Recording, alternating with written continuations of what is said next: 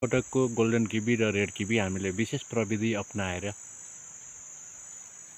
चाहिँ जुन खेती प्रविधिमा अलिकति सुधार गर्न खोजेकोले अहिले जेठकै महिनामा निकै ठुलो 70-80 ग्रामसम्मको भएको छ र प्रविधिमा चाहिँ हामीले यो अनुसन्धान गरिराखेका छौँ।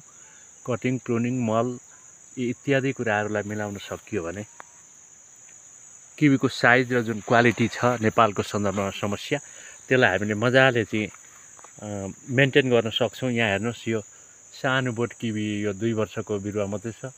गोल्डन किवी कति मजाले फलेको छ। विदेशको जस्तो म्यानेजमेन्ट गर्न त सकेको छैन, हामीसँग प्रविधि छैन, लगानी छैन इत्यादि।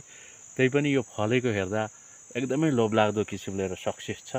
र अरू टाइममा लगभग यो यतिको भदौ अन्तिममा मात्रै हुन्थ्यो भने अहिले हाम्रो जेठको समयमै चाहिँ यतिको साइजमा आइरहेछ। क्वालिटी राम्रो छ।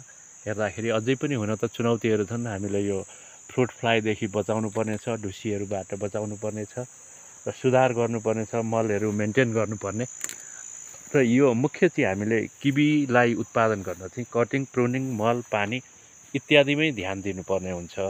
अनि यसलाई चाहिँ समयअनुसारको हामीले त्यो दबाई औषधिहरू पनि जुन ढुसीको भयो, ब्याक्टेरिया भाइरसहरूको भयो, अरू फ्रुट फ्लाईहरूको समस्या छ त्यसलाई चाहिँ नियन्त्रण गर्न सक्यौँ भने किवी अत्यन्तै राम्रो हुन्छ। रेड किवीको र गोल्डन किवी यो लगभग दसैँभन्दा अगाडि नै चाहिँ तयार हुने हुँदा र खान मिठो गुणस्तरको पनि हुने हुँदा यसलाई हामीले बजारमा पनि सजिलै बिक्री गर्न सक्छौँ। हुन त यो अरू जस्तो लामो समय चाहिँ टिक्दैन, यसलाई विशेष कोल्ड स्टोरहरू नै चाहिन्छ। तर पनि हामीले यसलाई चाहिँ बजारमा प्याकिङ ग्रेडिङ गरेर राम्ररी पुर्याउन सक्यौँ भने यसको चाहिँ राम्रो एकदमै हुनसक्छ मार्केट चाहिँ। अब यता यो सँगै यो रेड किवी छ, यो हेर्नुहुन्छ उस्तै छ। हामीले एउटै बगानमा परीक्षणको रूपमा रेड पनि र गोल्डन पनि लगाएका छौँ। अब यतापट्टि रेड पनि बडा गजबसँग फलिराखेको छ। सँगसँगै यो रेड छ भने अब यतापट्टि गोल्डन फेरि यसरी। र जुन राम्रो हुन्छ त्यसलाई विस्तार गर्ने भन्ने नै हो हाम्रो।